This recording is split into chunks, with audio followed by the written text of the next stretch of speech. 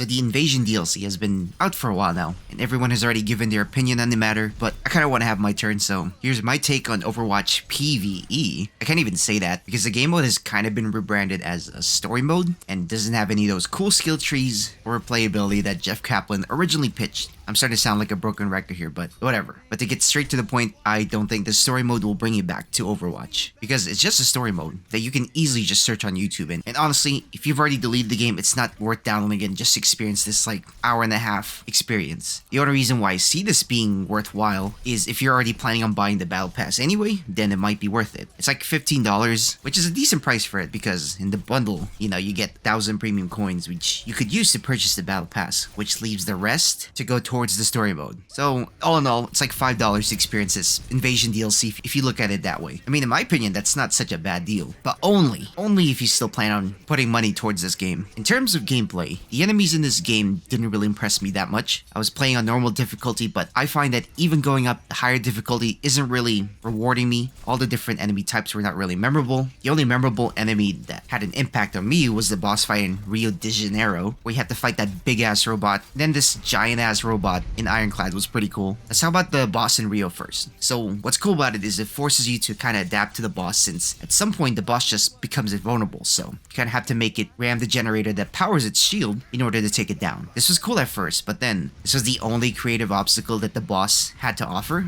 It would have been more challenging if the boss kept adapting in different ways, you know, to keep us on our toes, but sadly this was a one-trick pony and it only impressed me for that one instance. It also would have been cool to figure out how to defeat the boss on my first run, but my teammates decided to just speedrun this boss battle. Like, why doesn't this mode have a solo mode? I'll discuss that later in the video. I still have to discuss the other decent boss battle in the DLC, which is the one in Ironclad. In this mission, you are tasked to take down another big ass ship by activating Torb's many cannons that he's scattered throughout the city. Torb's cannons were really doing some work on the ship, but then they decided to send this big ass massive robot as a counterattack to Ironclad's defense. This robot is so OP that the turrets you've already built are rendered useless, so now your team retreats back to Torb's factory to activate his experimental weapon that he's been keeping under wraps. So you boot it up and kind of install the Windows update, and your team is tasked to defend it from the onslaught of Omnics trying to prevent its activation. I kid you not, this section of the map had me stressing, because there's 3 points where they could just come and it just feels like they're relentlessly bombarding you with Omnics. But it all made it worthwhile, because at the very end you see Torb's cannon shoot the mech just at the nick of time. And this boss fight was actually pretty cool to experience. The many different obstacles and challenges they threw at you during this part was more engaging than the boss fight in Rio de Janeiro, where it just gave you one challenge to overcome and then repeat that over and over again. I feel like this level had different ways to approach it, rather than just having the bot just ram into a generator or some shit like that. One of the many highlights for me about this game is the many different areas you get to visit during the story mode. I mean, it's fun to see how different the world is in the world of Overwatch compared to our universe. So I thought that was pretty cool. And it's also nice to see that the voice actors are finally getting to flex their acting prowess. A lot of them are really great voice actors, so it's about time Overwatch gave them an opportunity to let them do their thing. I mean, for Christ's sakes, Winston's voice actor, I just learned about this, right? Winston's voice actor is the same voice actor for Itachi in English dub, for the very few of you that actually watches that. I mean, I know for sure that fool can act, so let him do his thing. Another highlight for me is the cutscenes in this game were actually pretty sick. One of the more memorable scenes I remember from this DLC is just seeing Zenyatta talk to his Grandmaster near the Iris. Like, I was blown away by how beautiful this scene is. Now when Zenyatta ults, I understand why he's always trying to convert people to pass to the Iris. Like, if this is what I'm gonna see, like, dude, I am so down. There is even a point where the Overwatch team had to evac a self-destructing ship, and instead of them just lackadaisically walking on a friendly ship or something, they actually combine their abilities in order to get to the ship that's just floating out in the distance. Like, you'll see Genji and Winston do some sick acrobatic shit to get to the plane. Ryan uses rockets to propel himself towards the ship, and Mei created a ramp so they can both Evel Knievel themselves from the exploding ship. Then, as soon as Ryan touches down inside that ship, you had Winston use his jet jumpers to assist with Ryan's deceleration inside the ship. This scene alone had me praising the story mode, because I like teamwork being displayed and just the little attention to detail that just gets me. And to top it all off, Lucio uses wall riding skills to get some extra points in the board like he's Tony Hawk, and managed to gather enough points, I guess, to get some airtime to clear the gap between the burning ship and their plane. But then he falls short and then he just dies. What you say? Okay, I'm just kidding. Rig user failed to catch Lucio at the very last possible moment, which concludes this specific mission of Rio de Janeiro. Okay, I'll be honest, I expected the cutscenes to be bland after they announced the deletion of PvE, but I'm pleasantly surprised how good some of them were. I mean, I should have given them more credit. I mean, after all, they gave us some of the best cinematics in video games.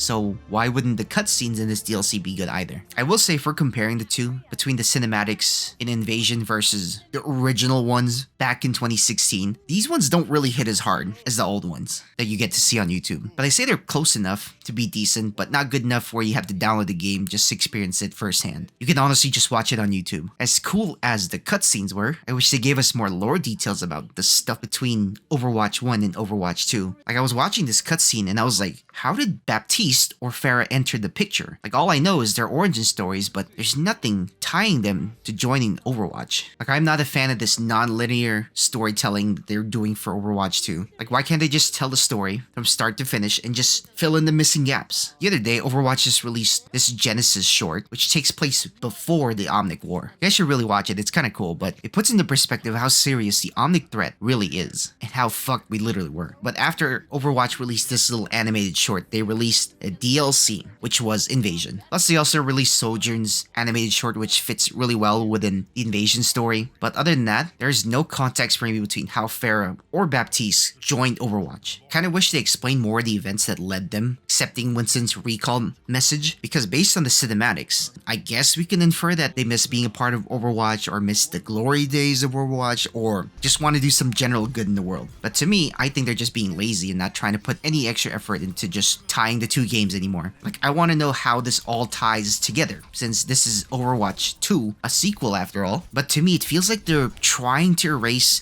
Overwatch 1 from existence. Oh yeah, they kind of did that, huh? But that little part might not be a deal breaker for most people, but for me, I'm still upset. I kind of want to know how the hell they got there. I know there are some comics that could probably explain and fill the gaps, but oh well, I'm still upset that I have no explanation on how Baptiste and Farah just popped out of nowhere. Aside from the story itself being kinda mid, one of the biggest issues I've had with the game so far is the fact that you can't play the game by yourself. I'd like to experience the story mode at my own pace, not other people's pace. When I had to party up with other people initially during the launch of the DLC, I had to basically speedrun the first levels because my team were like experts at the game, and it kinda ruined some of the experiences for me. Remember that cool boss fight I was talking about in Rio de Janeiro? I never got to figure out how to defeat the boss because my team was already all over it like white on rice. So I just ended up just sitting on the sidelines looking like a dumbass while they just basically did all the work for me. I do understand that, Overwatch is a team-based game, but there are some people like me who are either antisocial AF or have no one to play Overwatch with and would just love the inclusion of a solo experience with bots. If this game had a solo game mode, I would have enjoyed it a bit more, but since it didn't, I kind of felt empty after playing the missions. I never got the satisfaction to figure out how to defeat the boss in the first place, and I also never had the chance to fully explore every corner of the maps because my teammates were worried about breaking a land speed record or something. So I hope Overwatch implements a solo experience for the story mode so the few people like me that kinda just want to experience it alone. If you're wondering if there's any point in replaying this game, well, there is, but the way to entice you to keep playing the story mode is rewarding you with more lore details in the game. The way you earn these extra tidbits of lore is by playing a specific character on each map. Personally, this is not gonna get a lot of people replaying this game mode. I think most people are gonna want something more substantial, in order to keep replaying this story mode. Well, that could be a good idea. But not only that, since there's no solo play option, imagine being paired up with just randoms, and if they instant lock a specific hero you needed, your choices now is to just spend the entire half hour playing a hero you didn't need to play, or just leave to find another match who hasn't selected the hero you needed. The current replay reward is just not worth the effort for the regular player. If you had an exclusive skin you could unlock, or a hidden cutscene or something, that maybe would help. But other than that, I imagine a lot of people would just look up the missing lore on YouTube anyways. I will say, they do put you in a bot game, but for that to happen, you kind of have to wait a substantial amount before the game just decides to let you play by yourself. On average, if you happen to play during off-peak hours, it's around 2 to 5 minutes. Well, that's way too long for my impatient ass to just sit idly by to play this DLC. They should just given me the option to just play by myself, but instead, I have to wait in this goddamn loading screen before I can qualify to play with bots. Another one of my big issues with story mode is that you cannot play it offline. I expected that since it's a story mode, this would be a great opportunity to play